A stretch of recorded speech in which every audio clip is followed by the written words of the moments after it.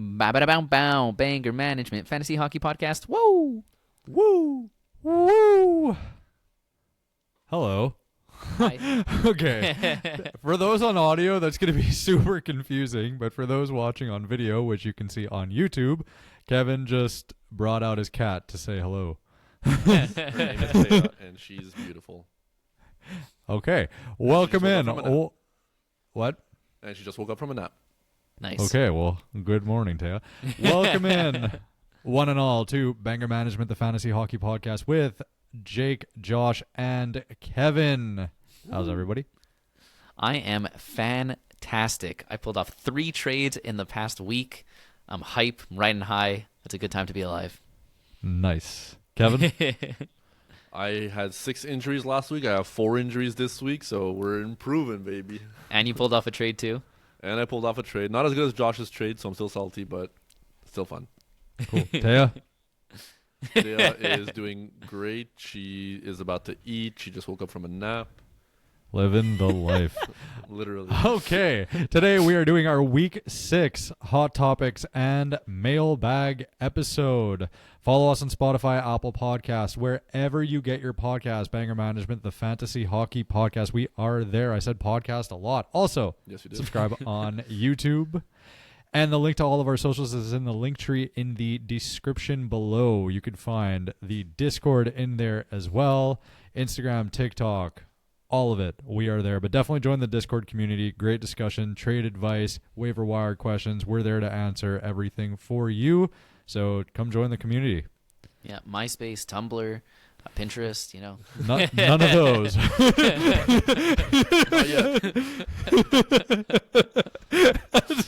That's amazing. We're on All Zillow right. if anyone wants to buy Kevin's house. Every time we make a bet where I'm like, I bet my house on this, you'll see the post on Zillow. Okay, actually hilarious. All right, let's get started with our hot topics for this week. Okay, this week Wait, on our preface Okay. what Hot Topics is. Okay, wait, I Hot don't want to be topics. that guy, but I have to ask: is it preface or preface? I think it's preface. I think it's Profaci.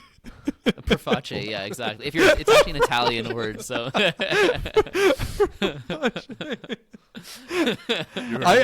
A lot of people say preface, but I just wanted to ask because we're big prefacers or prefacers it's on this podcast. I think it I- depends on the I- sentence. yeah, I read it as preface, but I say it as preface. Anyway, But I give know a that little- it's preface. Anyways, what is Hot Topics? Hot Topics this is just names that keep popping up this week, usually the past week. Everyone's talking about them. They have dying questions all about this one player, 2 players who are in a similar situation, whatever, something like that. So we just like to, sometimes it's not always a specific question that we get, and it's not always something newsworthy happened, but it's just good to talk about some players that a lot of people care about. So that's kind of where we're at. So this week on our Hot Topics TM, we're starting off with Jackson Lacombe, who, fun fact, used to be a forward. Yeah. So, What? Yeah, it's actually pretty crazy stuff. So the reason he is a hot topic is Anaheim Ducks are just nuts so far this year, right? They're ranked number 2 in the league, and they are scoring about a touchdown a game. It's crazy. The offense is popping off. Leo Carlson, Cutter Gauthier, Chris Kreider, Troy Terry, they're all getting in on the action. And Jackson Lacombe's getting 1 point, 1 assist when they're putting up 14 goals. So everyone's wondering, I have the power play 1 defenseman on a team that's just going absolutely nuts, and he doesn't seem to be getting involved in a lot of the points. What is going on? Are there better days ahead? Is this just what to expect? Is Olin Zellweger coming for his job? There's so many things going on with Jackson Lacombe. So what do you guys think about JL? Firstly, Go I love ahead. that we always start the Jackson Lacombe thing with a real nice preface that he used to be a forward. What? He used to be a forward? Yeah, you need the context.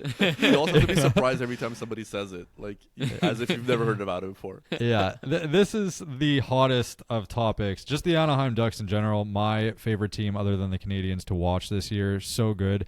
But look at Detroit, who's also a super hot team, and Sider's just not joining in on the fun yet, right? It could be a similar situation with a really What'd you say F offensive... me for? What?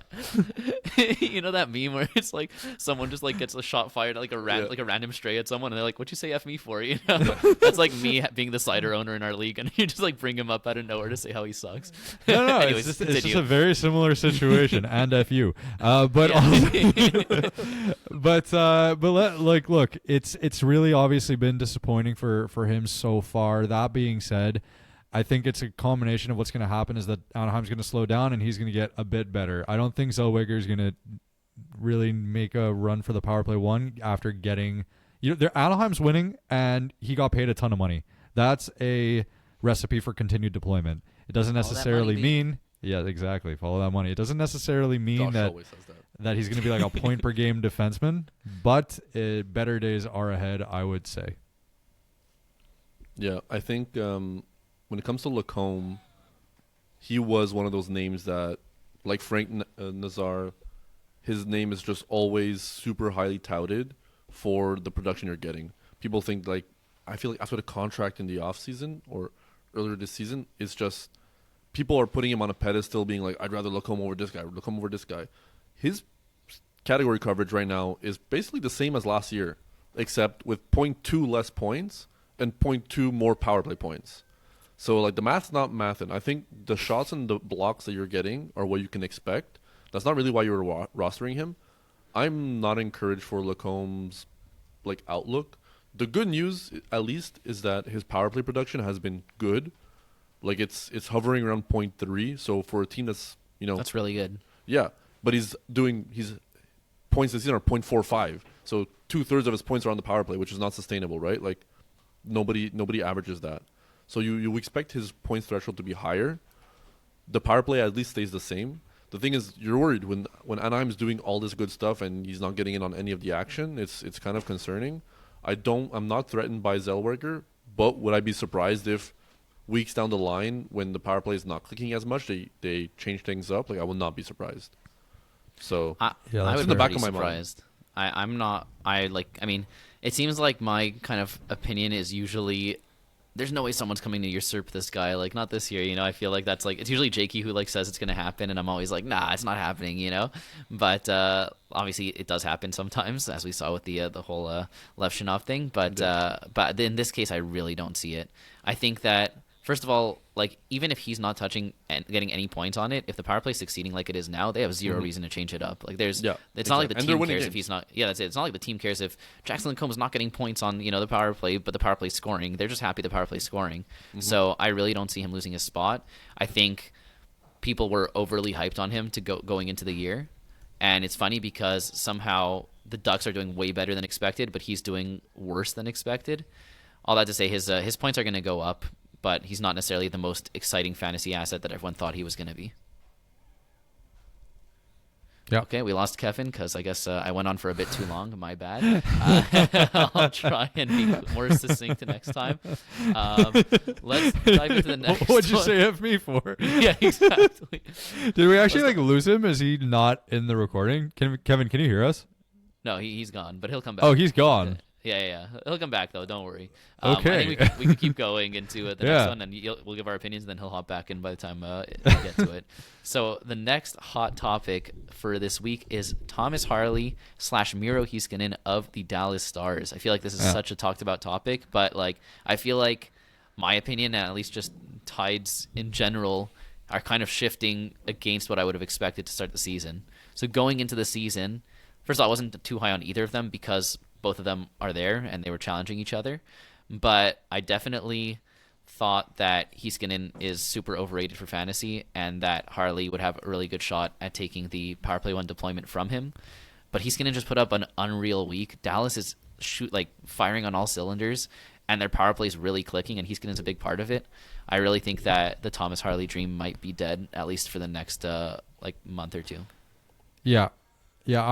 Okay, I agree. And the thing with this is that they both make a lot of money. They have big contracts. It doesn't necessarily mean that because Harley has the newer, slightly more money, flashier contract, that there's any staple for him on the power play one. He got it last year, but if Heiskanen's performing and Dallas is winning, there's no reason for them to take him off. That being said, I don't think Harley's like a drop or anything. His archetype fits. He's still one of the best blockers in the league. Yeah, exactly. And look, we're here for fantasy hockey, but the slight discrepancy between fantasy and real life comes in the form of defensemen, as we spoke about a few weeks ago. A good center who's amazing IRL, as Kevin pointed out, is Phil Deneau, right? Like, he doesn't do anything for fantasy, but the Habs didn't want to give him that $0.5 million extra, and then it was a whole catastrophe. That being said, they got Dallas has two awesome IRL defensemen, and whoever's like the hot hand, I think they're going to ride it. So keep Harley around, but yeah, Heiskanen is the guy there right now. Would you keep Harley in a league that doesn't have blocks? He's way less valuable, but I think most leagues have blocks. I think even in standard leagues, blocks are there and the hits are not there. Okay. So it's just one of those things. But personally, I'm not keeping him in a league without blocks. Just to answer that, his value is completely, I would say, negated at that point, because that's the thing that he's best at, besides the potential upside. But yeah, with this situation with Dallas, the question was always Heiskanen's performance. No doubt in my mind, if Harley was on the power play, it would be performing just as well as it is currently. So the question isn't, is he capable? The question is Heiskanen doing enough to keep the job? And last year and previous years, he has not been doing that. But this year, clearly, they went with it again. I think Harley's best shot would have been if he started on the power play, and then he would have just kept the job because it's clicking so well. But the fact that Heiskanen started there and then he's doing so well, like you said, Josh, I think it's going to be months before we get we get an opportunity for Harley to take the spot. It's going to take an injury or a complete drop off in performance. Yeah. Okay, next hot topic. This one we've touched on already a bit, but let's dive into it a bit more. Artem Levshinov, Tyler Bertuzzi, Andrei Burakovsky, Connor Bedard, Chicago Blackhawks. What the heck is going on? Bedard is the GOAT. The sophomore slump is over. He's no longer a bust. What's going on, guys? In the offseason, we said, sizzling is the right word. But we said Bedard was one of the biggest breakout candidates, if not. Do we put him as number one or number two? We put him as number one because somebody of his pedigree had yet to average a point per game in his career. This was going to be the year. But we were hesitant, right? Like, they didn't really surround him with star-studded talent. Like, it was just kind of another bunch of mid-level wingers, right? But right now they're all scoring. So I think it's hot right now, but I don't expect this to last. I think Bedard's production, I'm really encouraged, and like his category coverage is pretty lit. Like, I'm in on Bedard. Bedard. He's going to be a superstar this season. But the Bertuzzis, the Burakovskis, like the Levshinovs, like, you stream while it's hot, and you hold the power play one quarterback. But these other guys will be streamer level guys on a weekly basis when the schedule is nice. I just feel like if Bedard's going to keep playing at a similar level, obviously he's like playing out of his mind right now, so maybe it slows down a bit. But if this is really his breakout, then I feel like anyone who's on line one, power play one with him is worth holding on to and rostering. Yeah. Right now, that's Bertuzzi and Burakovsky. We've seen them like shuffle the lines a lot in the past, so I do think if those guys get bumped off power play one or line one, then I'm much more comfortable dropping them. But for now, I'm definitely not dropping. Like, it's a 2-game week right now for Chicago, and I'm holding on to Burakovsky because I just think Bedard's killing it right now. It just depends where the floor is. Like, for me, it's, would you rather Burakovsky or Jordan Eberle? I mean, I have both, so it's tough. I feel like Eberle has better backats, but right now Burakovsky is just popping off points wise. So but who do you expect to last longer on your team? Eberle. Exactly. Yeah. Like, same thing with like Kyle Palmieri. Like, these guys are, the name is less flashy, it's less exciting because Chicago's popping off, but I still expect. I don't expect these guys to. While Burakovsky / Bertuzzi is line one, power play one, I'd rather have them. I just think their spot is less secure than these other guys we mentioned. Which non-Bedard player are you most excited about on the Blackhawks? Probably Levshinov. I think it's just the hardest. I mean, not just to make you happy, Jakey, but that's always a plus. It's harder to find a power play one quarterback defenseman than it is to find a forward who plays on power play one. Yeah. So I think he's more stapled to this than the others. I know he just got it, but the others have been on this team for years at this point, and it's Burakovsky's new, I get it, but just in general, like, there's no real reason for me to believe that anyone else is stapled to the power play one except Bedard, and I think Levshinov is the one who's going to stick around the longest. Second overall pick, been super good this year, so I'm actually really, really excited about it. Yeah, I agree. It's also the fact it wasn't just the defenseman aspect, but it's like you said that he's the most likely to keep his deployment. So that's a really good point. Yeah. Let's go on to our next hot topic: Joseph Woll / Anthony Stolarz. We talked about this a bit on our mailbag episode, but No, on the this news and sorry, the tidbits news. episode. This is the mailbag episode. Sorry, Yes, we it talked about is. this on the news episode and Would You Rather's. But Woll is back this coming week. So what's going on? What's the split going to be like? Is it worth rostering either? Is it worth rostering both?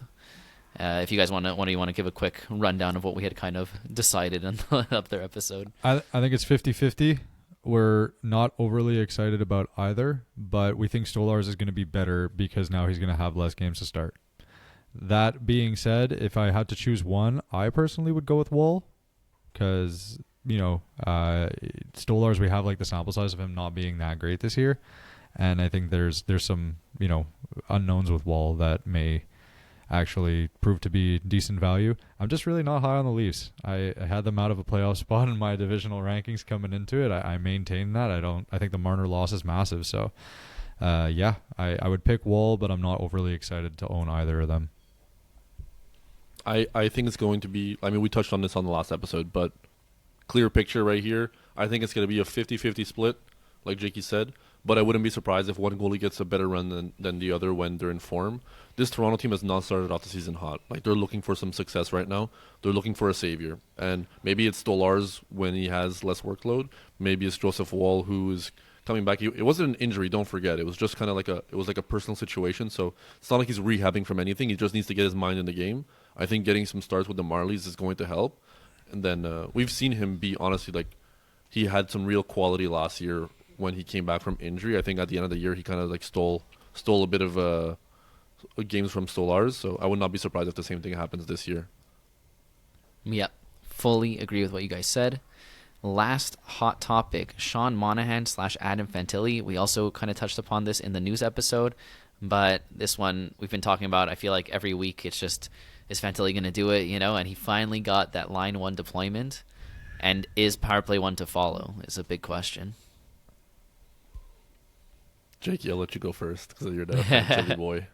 Yeah, I'm loving these hot topics. Let me tell you, these are fantastic. Benny Hanna's got nothing on this sizzling hot topic tray.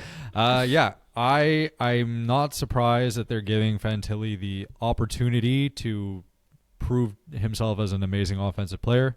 Marchenko is the number one guy. Anyone playing with him is line one, even if it's not technically line one on your insert website where you see lines of NHL teams here. So will the power play one come out for Fantilli sooner than later? Yes. It's not going to be Monahan necessarily, because Monahan plays in a role that I don't know if they want Fantilli to play. Fantilli's got a good shot, whereas Monahan's probably going to be more net front. Kent Johnson's just been a huge disappointment. There's two outs for Fantilli to get the power play, right? In my opinion, it's most likely going to be Fantilli taking it over Johnson. That being said, I wouldn't be surprised if they shuffle it around, and he's going to see it at some point. I just don't know when. Nevertheless, pick him up, only 35% owned. So yeah, I like him in all league formats, really, Fantilli. I think he has a lot of upside. He has some category coverage to him as well. I think he's really good for the shots, better than Monahan especially. Monahan was super one-dimensional. Like, you were getting a lot of face-off wins. Like, you were getting double-digit face-off wins. But last year, he hovered around a point per game, Monahan, which we know what this deployment can do on this team. Playing with guys like Marchenko, is the star power is there. But clearly this year, it wasn't really clicking as much. Monahan was averaging close to half a point per game. So, you can say that it's a buy low, but he just lost his line one, right? So, definitely not ideal. And I think Fantilli could run with the situation. I'm curious to see what Monahan's value is. Like, if he's line 2, PP1, how good is he for fantasy? I think I just don't see it being as such a much more appealing situation. And if he already lost line 1, that means the crack is there for maybe he loses PP1. If I'm a Monahan owner, I'm trying to get out as soon as possible before sorry, Josh, you just traded for him, but Josh, he was a throw-in in your trade. He's not. That wasn't. He wasn't the centerpiece. No, he was not the centerpiece. But if you can flip Sean Monahan for, yeah, give me a name. I'll send it out right now. I'm trying to see who's a good name, like a Mason McTavish. Would you do that? Who is probably not getting PP1, but you're gonna get the banger category coverage, which is crazy because I feel like earlier in the season you would have traded Mason McTavish for Monahan given the deployment, but. You have to reevaluate as the season progresses and things change. Yeah, that's tough. I lean towards the guy who has power play 1. I don't see McTavish having any line towards breaking. Yeah, but into how that long first does he have power play 1 for? I really don't. I mean, look, we don't know, but I really don't see Fantilli coming in like Monahan being the odd man out. I think like at the end of the day, he's already been there for so long. He was really successful there, and teams need a face-off winner on their power play 1. I don't know if you guys noticed, it only lasted a game, but Utah put Kevin Stenlund on power play 1 because they were like, we're losing too many face-offs, and we're never able to get zone possession like right off the start of the power play. So teams really care about that. So I really don't think Monahan's going to be the one to go. They love having 2 options on face-off also, so it's not like just because Fantilli could come in and win some doesn't mean they don't also want Monahan there, who's a better face-off guy anyways. So I think Monahan still has value. I think if you expected something like last year from him, then you're going to be severely disappointed. Honestly, you should have never expected that going in. It was a clear ceiling for him, but I don't think he's like a drop or anything like that either. Yep. All right. Okay. That concludes the hot topics. Now let's dive in to our mailbag. Let's try and fire some of these off. We got some good ones this week. Oh, yeah. All right. So the Corporal on Reddit asked, should I trade away McAvoy for Hagel in a Bangers Cats League with Pims? Quick answer. Yes. Absolutely. But I do Not like much to McAvoy, say. especially as Yes. a defenseman with Pims. Yes, no shade to McAvoy, but Hagel was a clear buy low for a while. I think he's starting to pop off, so I'd be surprised if someone does this, but if someone in your league is willing to, take this and run. I don't think we need to talk too much about that. Mr. G3392 on Reddit asked, I currently have 5 injuries. Sounds like someone we know. Matthew Tkachuk, Dahlin, Hyman, Raquel, and Gudis, but only have 3 IR spots. Still sounds like someone we know. I'm at 3-2, like in season record so far, and Hyman should be back soon. Should I hold a dead roster spot or drop Gudis for someone like McNabb, Pionk, McCabe, OEL? Just to give you an idea of guys who are defensemen who are available on the waiver wire. I think I would do that.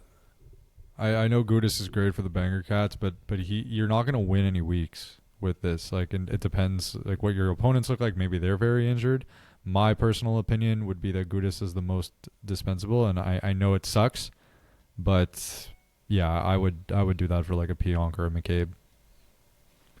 I think that I read that Gudis is back soon. Like, I don't know if soon means 2 weeks, but I'd be surprised if it's longer than that. They put him on IR, but it was retroactive, so like he can be activated at any point. But the fact that we as of this recording, I don't think we have news on the timeline. I think it's more ambiguous, and it's kind of indefinite, but not like season ending type of thing. Like we don't know what it is, but it's not super serious. Yeah, so I guess like the way I see it, if I was in your shoes, I just hate like dropping someone like that, because I do think he has a lot of value in a Bangers League, even though this year he's not as good as he's been in years past. But at the same time, it's really hard to hold a dead roster spot. I don't know. Personally, I would be patient. If you feel like your team is going to struggle to make the playoffs, then I would feel comfortable dropping him. But if you're usually, like, you've been in this league for years and usually you're, pretty comfortably making playoffs, you had a really good draft, and you have the luxury of holding a dead roster spot, that's what I would do. So, I mean, I have personal experience with this. I'm currently in this situation. We have 3 IR spots. I had 6 injuries. I had, Trocheck, Brady Tkachuk, Josh Norris, who were staples on my IR. And then I had Raquel, Zach Benson, and Eklund. Who else? I mean, I had Romanov for a while. Eklund. And then Romanov came back. Now it's Eklund. Yeah. And I didn't drop any of them. To me, I was in the boat where I just had too many that even if I dropped one, it wasn't making a difference in my matchup, right? So at that point, I lost 0-14 last matchup because I had so many dead roster spots.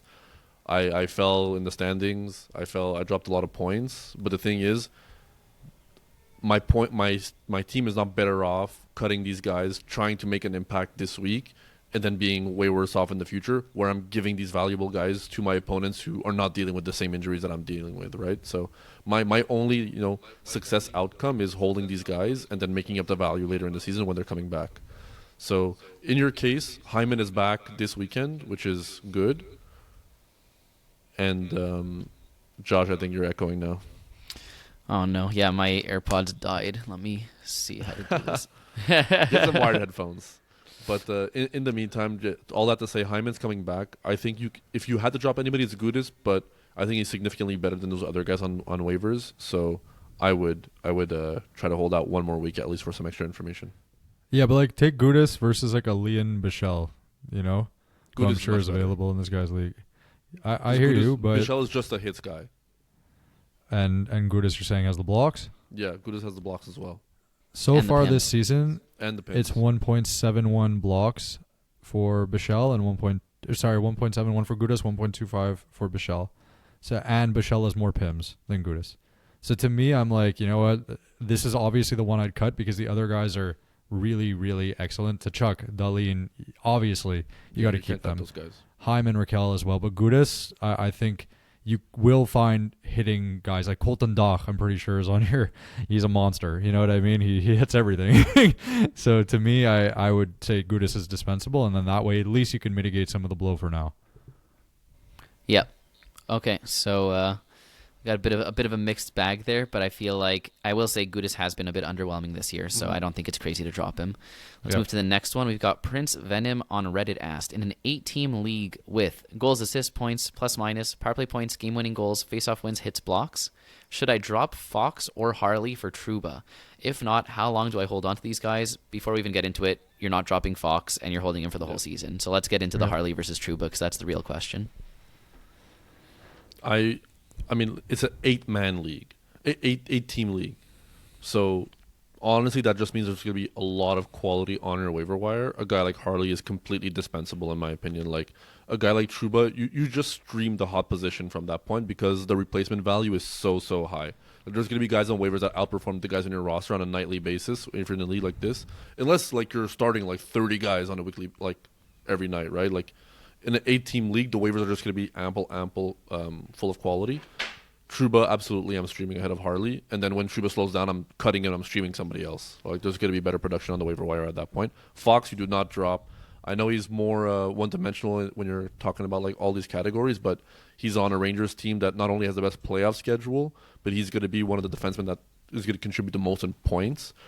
Honestly, he's been pretty good this season thus far. I feel like he has lived up to what you expected from him. He's just not a hits guy. The blocks have been there. The shots have been okay. Like, I think you're getting exactly what you expected from Fox, and I want that on my team. Yeah, when I said don't drop Harley earlier, that was more for like 12 or 14 men like leagues, like 12 teams or 14 teams, you know. Trouba is rosterable now, and I would take him over Harley unless you have like 35 or 40 roster spots on your team, which you don't. So take Trouba over Harley. Yep.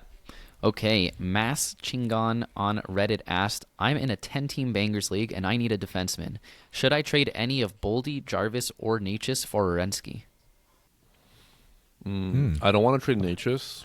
I don't want. I think Boldy for Werenski is close, and that I singled out Boldy because he has the worst playoff schedule out of these three guys. So I'm thinking long term as well. I think if you had to give me like a player right now for the rest of the season, like no schedule, I'd probably take Boldy over Jarvis. It's definitely close, but I think Natchez is a tier above both of these guys.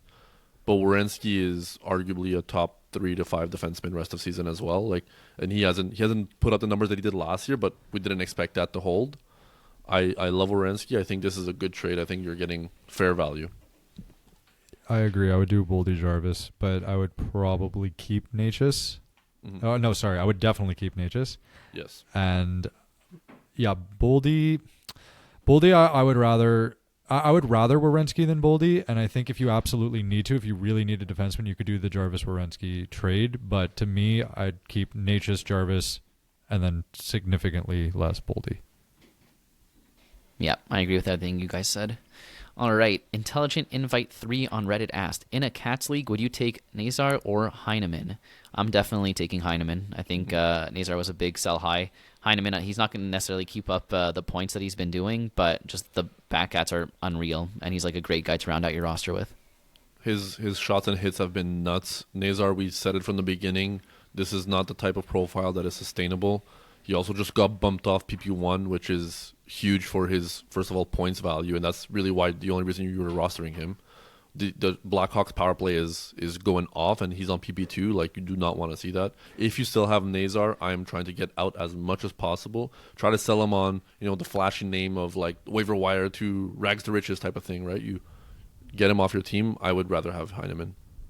It's funny, you say the fact that he's on like PP2 and like the power play one is popping off, and I just picture, that like Squidward meme where he's like looking out the window. He sees SpongeBob and Patrick like running with their things, and he's up there. Yeah, that's watching. like Bedard and Levshinov like skipping through, and Exactly. Nazar's just looking through the window. So funny. Okay. Ian02 on Discord asked, I have too many players and would like to package a 2-for-1 using Marchand and Geeky. Who would be a good player to target? Well, we just talked about Marchand before. I think Marchand and Geeky for DeBrincat gets done. Yeah, but that was like, I don't know. You may be overpaying there a little because I think like you could give less good than Geeky and still pull that off. The thing is, like, he needs to open up a spot. Like, he's desperate, and Geeky's probably like his worst player. Like, Right. if he's talking about these two guys, like, Do you think there's any world where you can get like Braden Point with these two guys? Yes, I think Braden Point is one of the best buy lows. The owner in our league does not want to sell him. He's convinced that he's valuing him as if like he's been on a tear. So Josh is about to pull off a trade, I'm sure.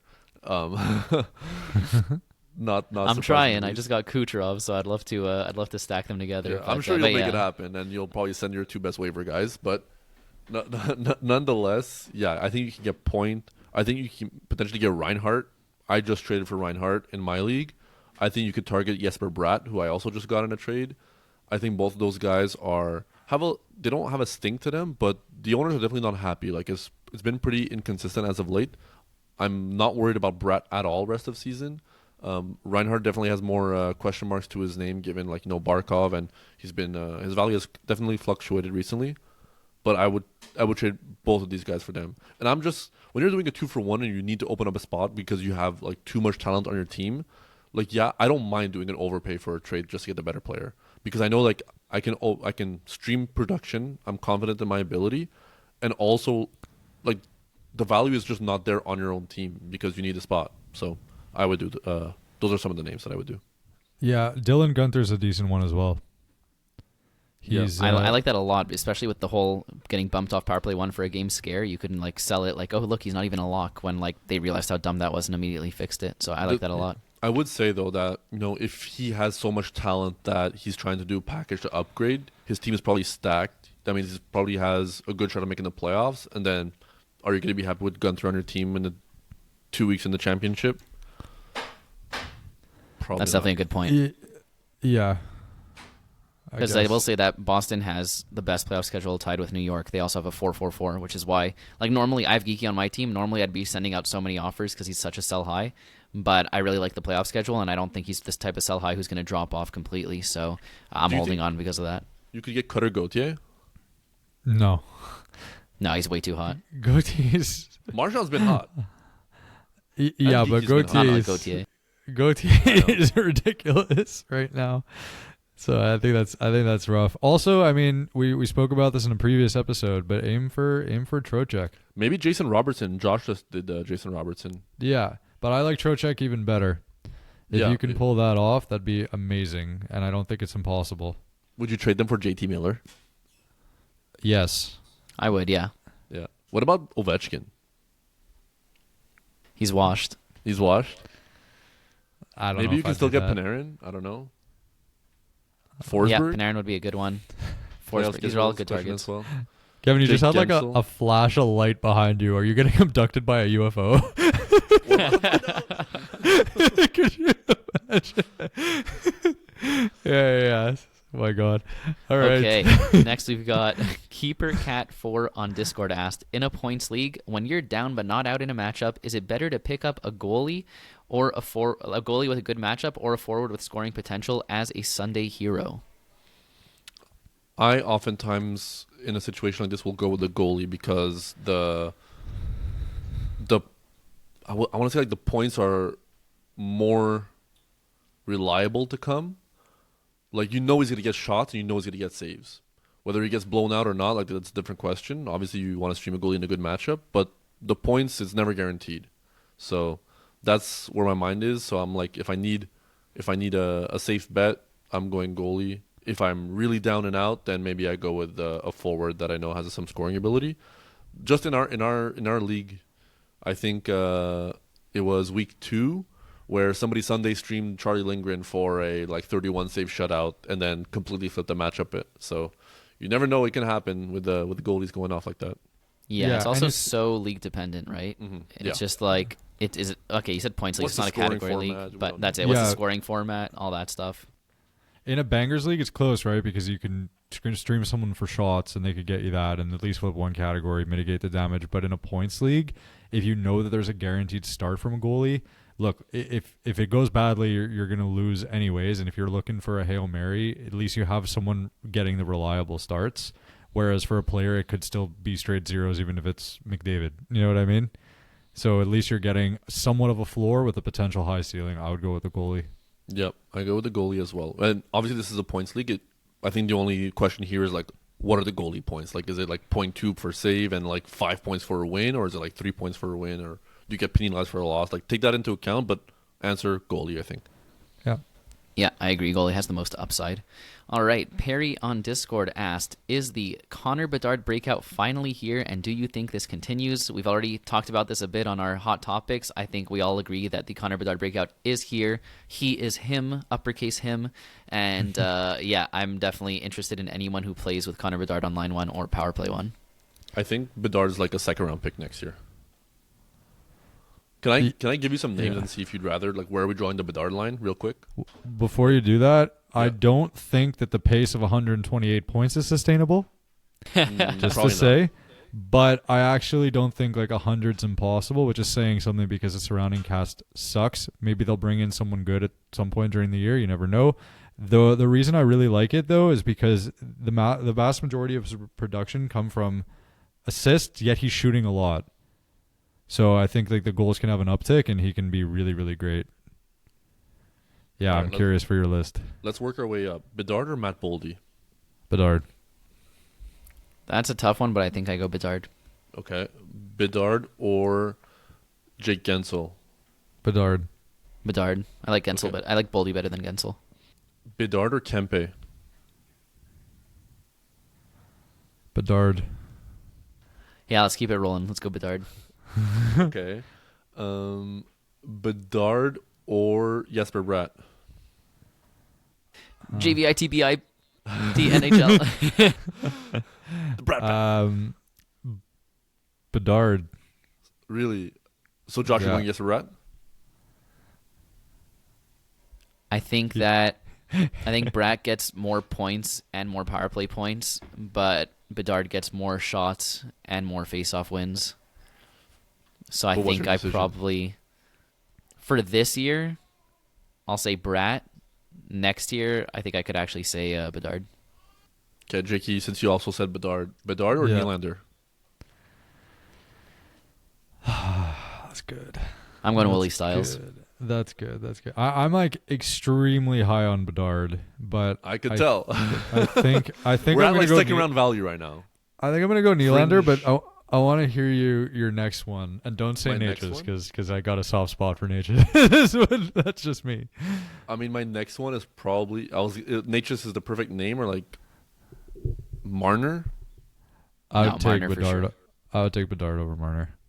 I take Nylander over Marner. I take Nylander over Marner as well, though. I don't think that's so crazy. We just found out that Jake is a Marner hater. Yeah, crazy. I don't hate Marner. Reinhardt. I mean, that's. Jake, you didn't tell us that you were a Leafs fan.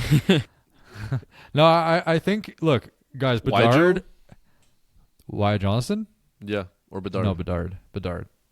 Johnston's nuts though. He should be a top 3 round. I think Natchez is the next Natchez or Bedard.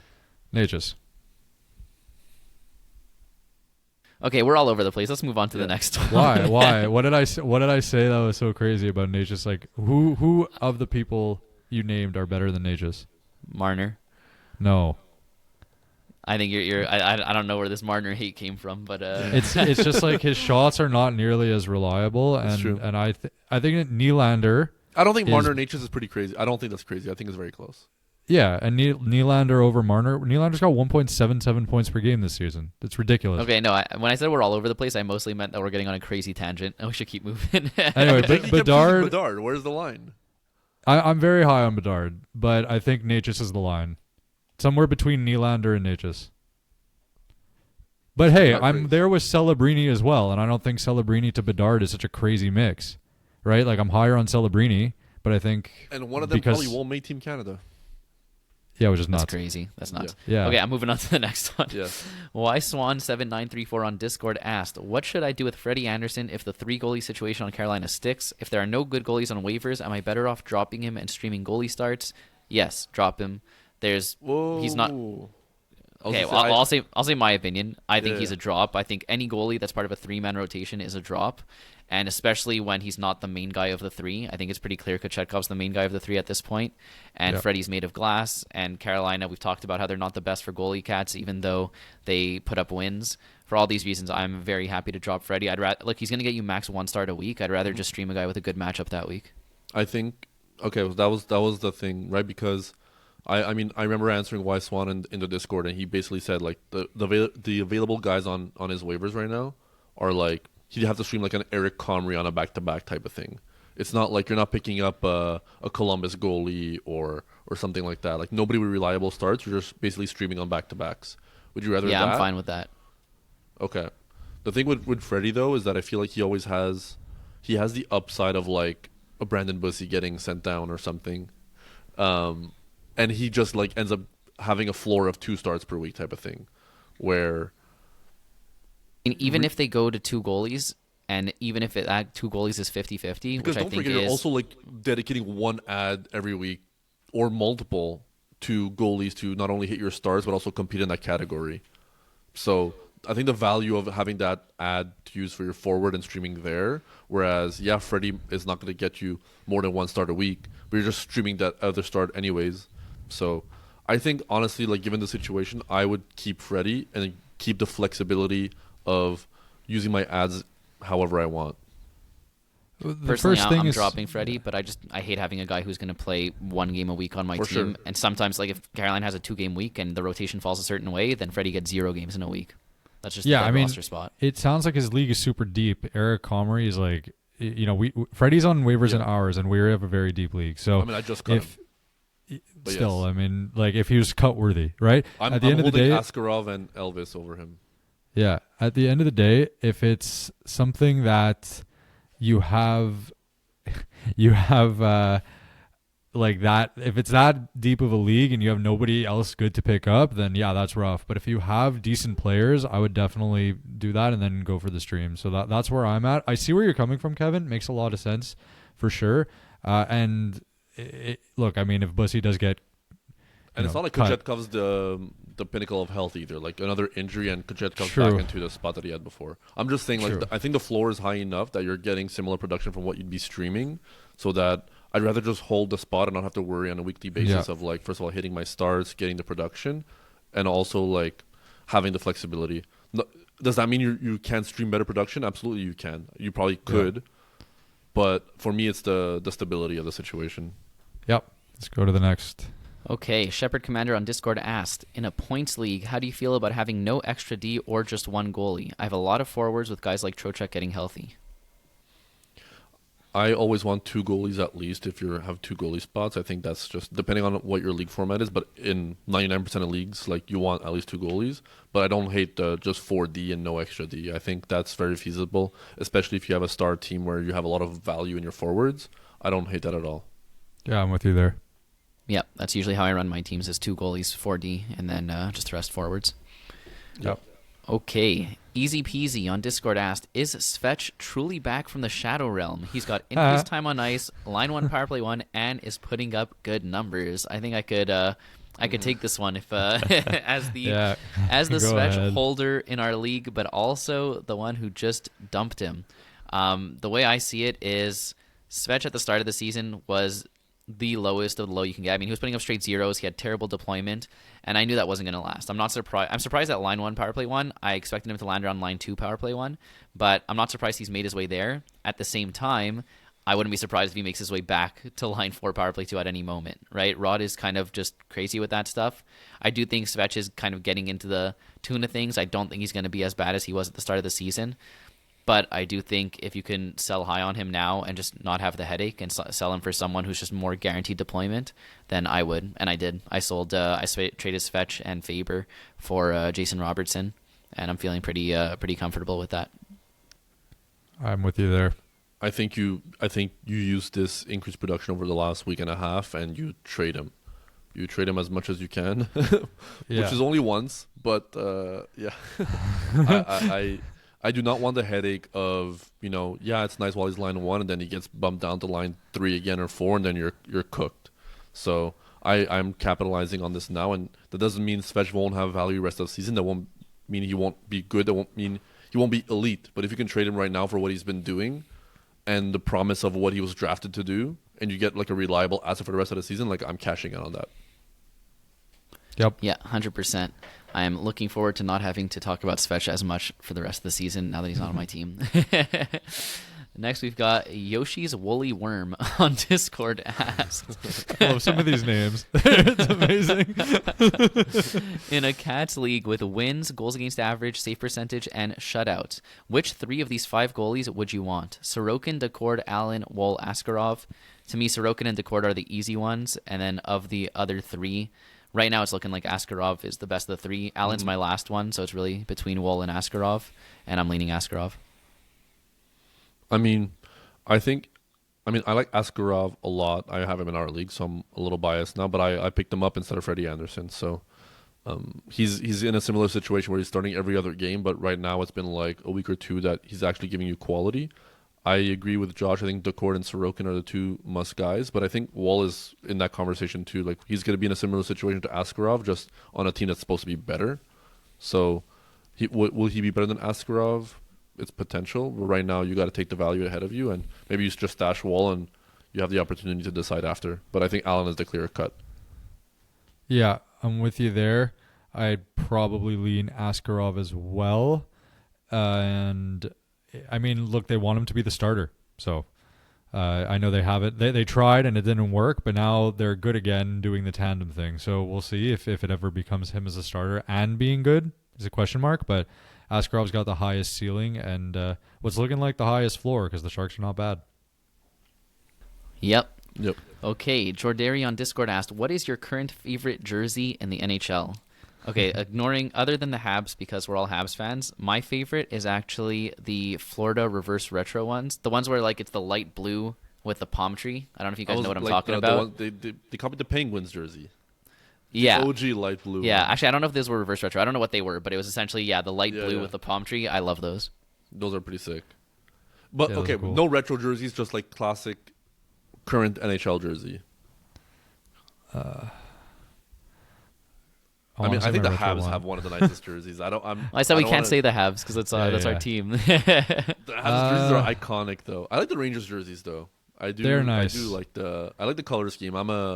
When I'm not a Canadian sports fan, I'm a New York sports fan. So, New York Giants. I'm gonna go Mets. with. I think I'm gonna go with the Wild. Actually, green is my favorite color, What? so I like the green, and I think the logo is just kind of hype. The Like the way logo's it's like the sick. sunset with like the the outline. You I think can't it's really tell cool. what the logo is when you're not looking at it. When you're like looking at it from far, you have to like be analyzing it to actually see what it is. Yeah, the logo. Yeah, so many layers. It's so sick. I would probably. I just need to say the retro, the Buffalo Sabres with the buffalo head is insane, so sick. So that, and by the way, they were good back then. So switch up the jerseys and see how it goes. Mm-hmm. And you know what? Let's do it. I like the Utah Mammoth jersey. Wow. Nice. I like it as well. It's pretty hype. And they finally added bleachers to their practice rink. So listen, moving up in the world. Yeah, I like it. It's kind of looks like someone created it, like creating a dynasty team on an NHL video game, but like it works. I've made jerseys like that. Yeah, it works. Like so does Seattle's, but I like Utah's better. So let's go with that. That's fun. Okay, JD Whale on Discord asked, I just made a massive trade. I sent Panarin, Luke Hughes, Schaefer, Dostal. I think this was 2 trades combined into one, but let's just take it as one. Yeah. I sent Panarin, Luke Hughes, Schaefer, and Dostal, and I received Quinn Hughes, Dorofeyev, Harley, Morrissey, and Cooley. How'd I do? He killed it. I mean, JD Well, I was helping him with his trade in the Discord. He traded, a team was desperate for goalie, like nobody on the waiver wire. He traded Dostal for Morrissey and Cooley straight up. That was a 1-for-2. Exceptional trade in my opinion. And then he Unreal. traded He traded Panarin, Luke Hughes, and Schaefer for Quinn Hughes, Dorofeyev, and Harley. That was a 3-for-3. I think that's a huge win for him as well. Like, obviously, you're giving away Panarin, which is him and Hughes are going to be battling out for who's the best player in this trade. But I think the points from the defenseman position there are really valuable. Luke Hughes is by far the worst guy in this trade. Schaefer is nice, but I'd rather Dorofeyev over him. And Harley as a throw-in to replace your Luke Hughes, I think is great value. So exceptional trade. Yeah. First well of all, done. kind of fun. He traded Luke for Quinn. That's cool. Yeah. But yeah, this is a steal, a big time steal. I mean, even if Harley becomes essentially irrelevant, taking that out of the equation, I mean, it's monstrous. A huge win. The Panarin's like the best name by far that you gave away, in my opinion, and Quinn Hughes could get more points than him. So, as a defenseman, Probably won't. But I'm a Panarin owner, so I'm biased. not impossible though. It's not impossible, that's for sure. So, It depends if yeah, Panarin lets his hair grow back or not. You just got to keep shaving it. That's a good job, JD Whale. You did very, very well there. Yeah. Okay. Thank you to everybody for listening to our Week 6 Hot Topics and Mailbag episode. Subscribe on YouTube. Love saying it. Still love saying it. We'll always love saying it. Comment 5 stars. And yeah, for no reason, but do it. And we love it. I wonder how long this is going to be a thing. But yeah, do that. Follow us on Spotify, Apple Podcasts, also wherever you get your podcast, Banger Management, the Fantasy Hockey Podcast. We are there. All the socials are in the link tree in the podcast description. Take it away, Ernie. Ba-ba-da-bow-bow, Banger Management, Fantasy Hockey Podcast. Woo! Woo! Wow! Wow. Wow! Love that.